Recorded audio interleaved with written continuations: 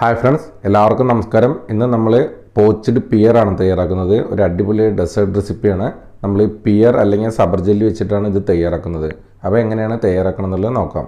Poached peer തയ്യാറാക്കാൻ വേണ്ടിയിട്ട് നമുക്ക് ഒരു ഓറഞ്ച്, 3 പിയർ എടുത്തിട്ടുണ്ട്, ഒരു സിനമണിൻ്റെ സ്റ്റിക്ക്, നമുക്ക് മധുരത്തിന് വേണ്ടിയിട്ട് ബ്രൗൺ ഷുഗർ ആണ് ഞാൻ ഇവിടെ യൂസ് ചെയ്യുന്നത്. ബ്രൗൺ ഷുഗർ നമുക്ക് കുറച്ചും കൂടി ഹെൽത്തിയാണ്. നമുക്ക് ബ്രൗൺ ഷുഗർ ഇല്ലെങ്കിൽ നോർമൽ ഷുഗർ നമുക്ക് ഇതിലോട്ട് ആഡ് ചെയ്യാവുന്നതാണ്. അപ്പോൾ എങ്ങനെയാണ് നമുക്ക് തയ്യാറാക്കണം എന്നുള്ളത് നോക്കാം. ആദ്യം തന്നെ പിയർ ഒന്ന് പീൽ ചെയ്തെടുക്കണം. നമുക്ക് എല്ലാ പിയറും അതേപോലെ ഒന്ന് തൊലി കളഞ്ഞെടുക്കാം.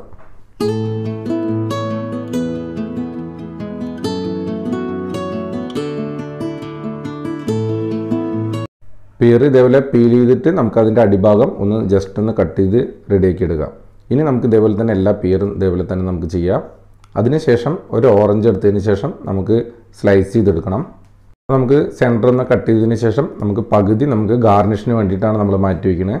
ബാക്കിയുള്ള പകുതി നമുക്ക് സ്ലൈസ് ചെയ്തിട്ട് എടുക്കാം.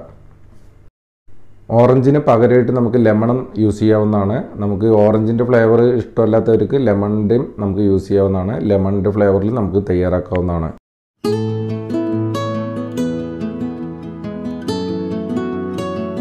ഓറഞ്ച് കട്ട് ചെയ്ത് വെച്ചിട്ടുണ്ട്. ഇനി നമുക്കൊരു പാത്രം എടുത്തതിന് ശേഷം നമുക്ക് അതിലോട്ട് പിയർ ഇട്ട് കൊടുക്കാം.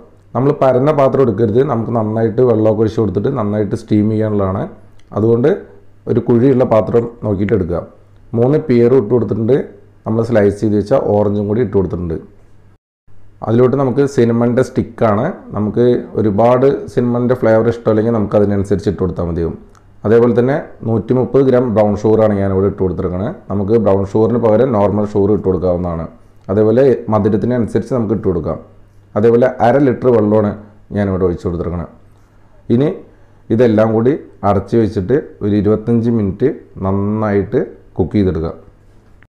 ബ്രൗൺ ഷുഗറിന് പകരമായിട്ട് നമുക്ക് നോർമൽ ഷുഗറോ ഹണിയോ നമുക്ക് യൂസ് ചെയ്യാവുന്നതാണ്.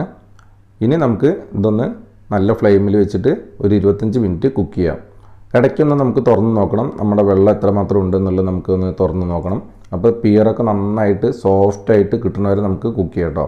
ഏകദേശം ഒരു 25 മിനിറ്റ് ഞാനിവിടെ കുക്ക് ചെയ്തിട്ടുണ്ട്. അപ്പോൾ നമ്മുടെ അതിലെ സോസൊക്കെ നന്നായിട്ട് റെഡ്യൂസായി വന്നിട്ടുണ്ട്. പിയറും നന്നായിട്ട് കുക്ക് ചെയ്തിട്ടുണ്ട്. നമുക്ക് ഫ്ലെയിം ഓഫ് ചെയ്യാം. ഇനി നന്നായിട്ട് ഒന്ന് തണുപ്പിച്ചെടുക്കണം. ഇതൊരു കോൾഡ് ഡെസേർട്ടാണ്. നമുക്ക് നന്നായിട്ട് തണുപ്പിച്ചെടുക്കുന്ന സമയത്ത് ഇതേപോലെ നമ്മുടെ സിറപ്പൊക്കെ നല്ലൊരു തിക്നെസ് കിട്ടും കേട്ടോ. നമ്മുടെ ബ്രൗൺ ഷുഗറൊക്കെ ഇട്ട് കൊടുത്തു വരുന്നത് നല്ല തിക്നെസ് കിട്ടും നമ്മുടെ സിറപ്പിന്.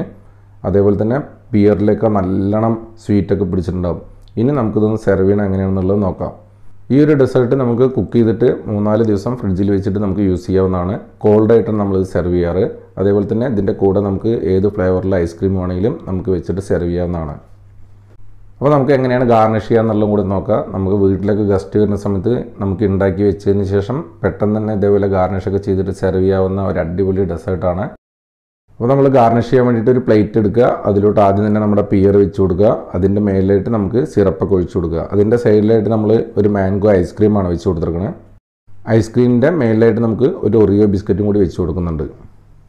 സൈഡിലായിട്ട് നമുക്ക് ഓറഞ്ചിൻ്റെ സ്ലൈസ് വെച്ച് കൊടുക്കുക. അതേപോലെ തന്നെ മിൻറ്റ് ലീവ്സും കൂടി വെച്ച് കൊടുക്കാം.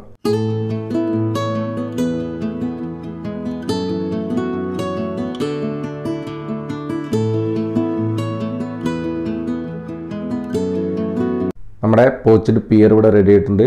നല്ലൊരു ഡെസേർട്ടാണ് കേട്ടോ. ഇതേപോലെ നിങ്ങൾ ഉണ്ടാക്കി നോക്കുക. നിങ്ങളുടെ ഫീഡ്ബാക്ക് അറിയിക്കുക. നിങ്ങൾക്ക് ഇഷ്ടമായി കഴിഞ്ഞാൽ ചാനൽ ഒന്ന് സപ്പോർട്ട് ചെയ്യുക. അതേപോലെ പുതിയ വീഡിയോയുടെ റെസിപ്പി കിട്ടാൻ വേണ്ടിയിട്ട് ബെല്ലൈക്കൺ കൂടി ഒന്ന് ക്ലിക്ക് ചെയ്യുക.